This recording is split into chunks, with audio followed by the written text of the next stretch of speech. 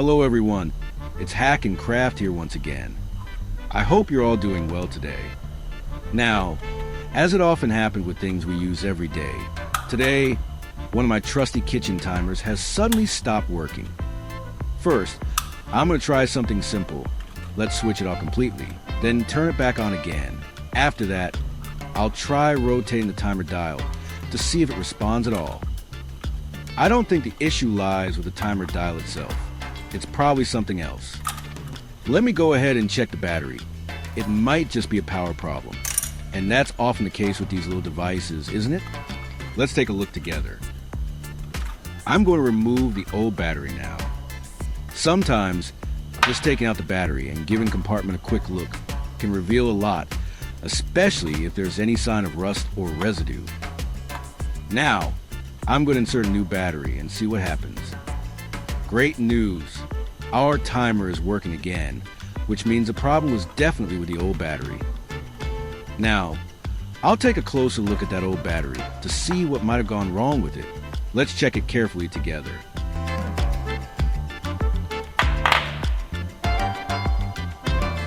I've got a multimeter ready here, and now I'm going to check the battery's voltage to see how it's doing. Let's take a careful look at the numbers together and find out what's going on with this battery. Now, I'm going to test this new battery first. I'll carefully place the probes of the multimeter on the two terminals of the battery. So, as you can see, this battery is still working very well. This means it still has enough power inside to be used normally. Now, I'm going to check the old battery to see how it's doing. There is no reading at all on the meter. This means the battery is completely drained and cannot be used anymore. It's like it has no power left inside to keep things running. I'm going to mark this battery clearly so that I don't confuse it with any others later on. This way, I'll know right away that this one is no good and shouldn't be used again. It's always helpful to keep things organized, especially when dealing with small parts like batteries. So, does this mean I have to throw it away now? Let me think for a moment. Maybe there's still something useful I can do with this old battery. I think I've got an idea. Let me show you what I'm going to do with this old battery. First, I'll prepare a glass here. Then, I'll add some salt into the glass. Salt really has more uses than we usually give it credit for. It's not just something we sprinkle on our food. It can actually come in handy in ways you might never expect, especially when it comes to cleaning something. After that, I'll carefully pour water in until it's nearly full, just below the rim of the glass. This simple mixture will help us with the next step. So let's move on together.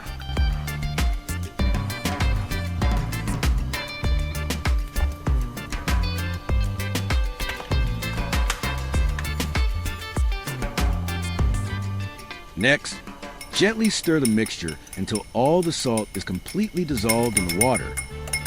Make sure there are no salt crystals left at the bottom. A well-mixed solution will work better for what we need to do next. I'm going to let the battery and magnet soak in the salty water for a while. This gives enough time for any reactions to take place, which might help us understand if the old battery still holds any residual charge, or if it can be cleaned up for potential reuse. Let's be patient and see what happens. The magnet can influence the molecular structure or ions inside the battery, helping to activate or temporarily boost the voltage of a dead battery. Meanwhile, the salty water acts as a mild electrical conductor and can help clean the battery's contacts or terminals that may have become oxidized.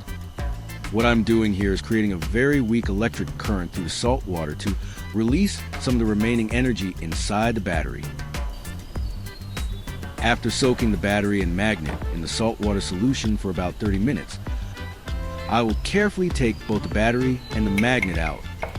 It's important to handle them gently and let any excess moisture drip off before proceeding to the next step. The salt water has changed color already, hasn't it? Now, I'm going to carefully remove the magnet from the battery and then dry both of them thoroughly. It's important to make sure they are completely dry before moving on to avoid any moisture causing further issues.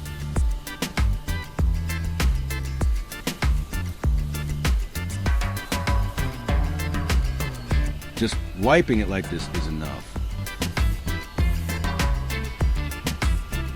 The battery actually looks a bit newer now, doesn't it?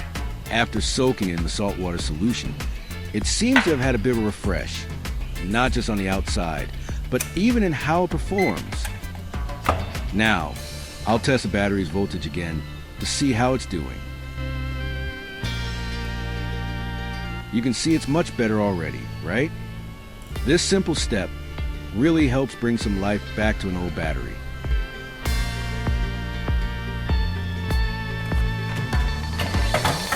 Now, I'll go ahead and put the battery back into the timer. Let's see if it works properly this time.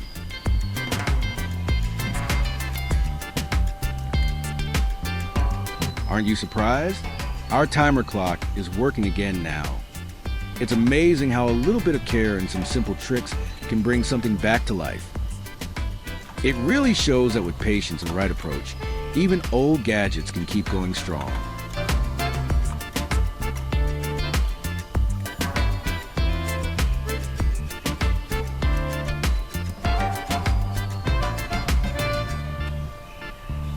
All right, next up, I have a computer mouse here that's not working. I'm going to turn its power switch on now to see if it powers up properly. You can see that its indicator light isn't turning on at all. Oh, it's not lighting up at all. That means the mouse isn't getting any power right now. I think the problem might also be caused by this battery. Let me go ahead and take it out to check.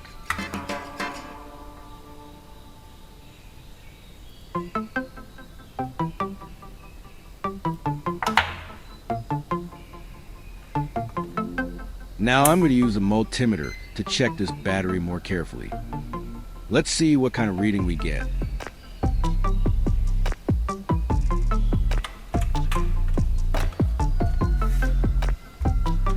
I'm placing the probes of the multimeter on the two terminals of the battery.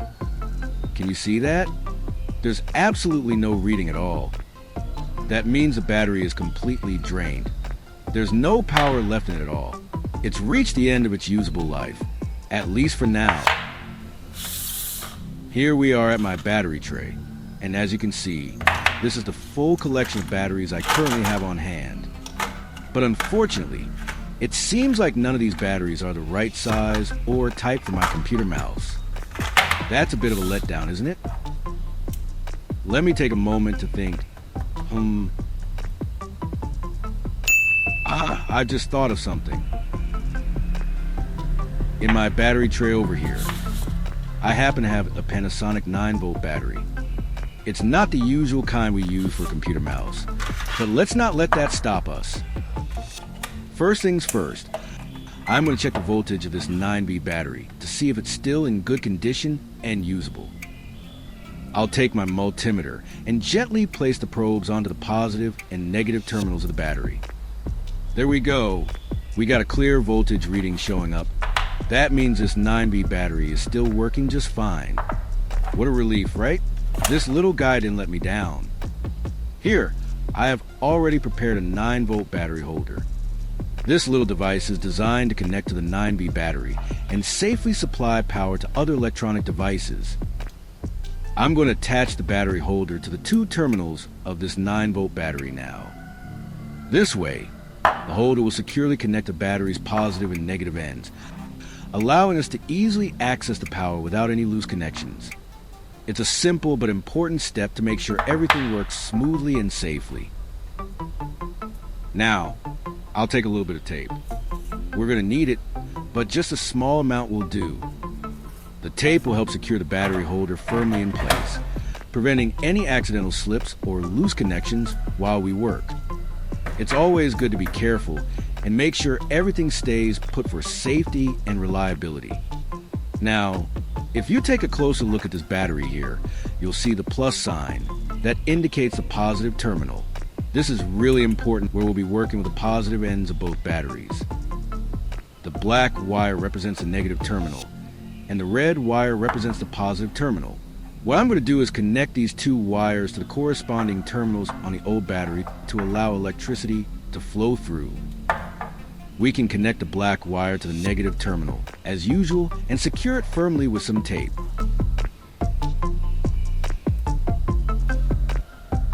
It's a little tricky here, because I have to hold the black wire in place while also trying to secure it to the negative terminal of the battery using tape. It does require a bit of coordination, especially when you're doing it by yourself, but with a little patience and a steady hand, it's absolutely doable.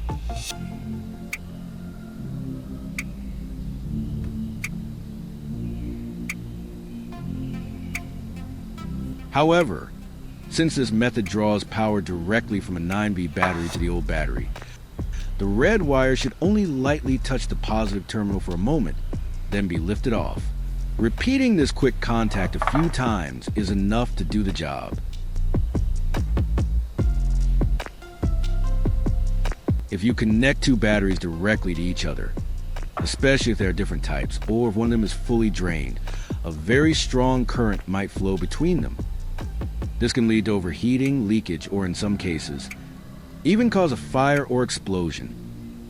That's why it's extremely important to be careful and avoid making a direct, continuous connection between two batteries. Safety first, always.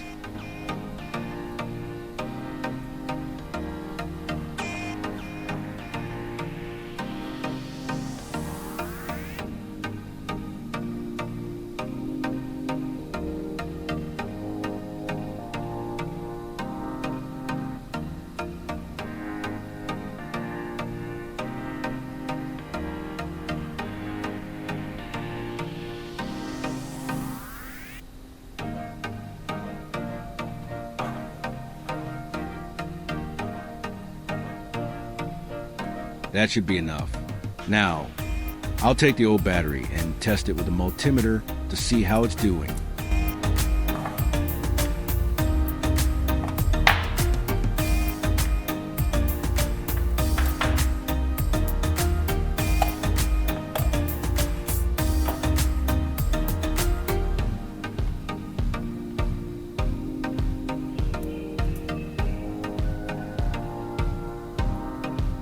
As you can see, the battery is now showing a reading on the meter.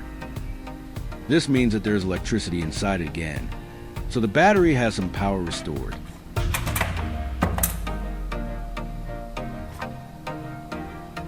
Now, I'm going to put the battery back into the computer mouse. And look at that!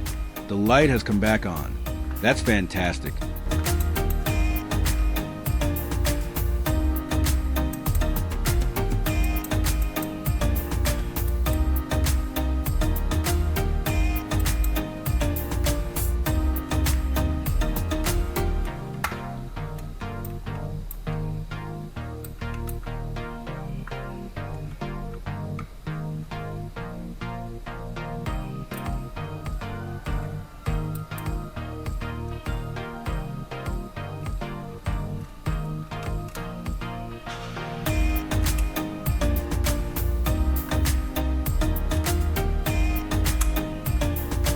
So today, I've shared with you two pretty useful tips to revive old batteries, haven't I?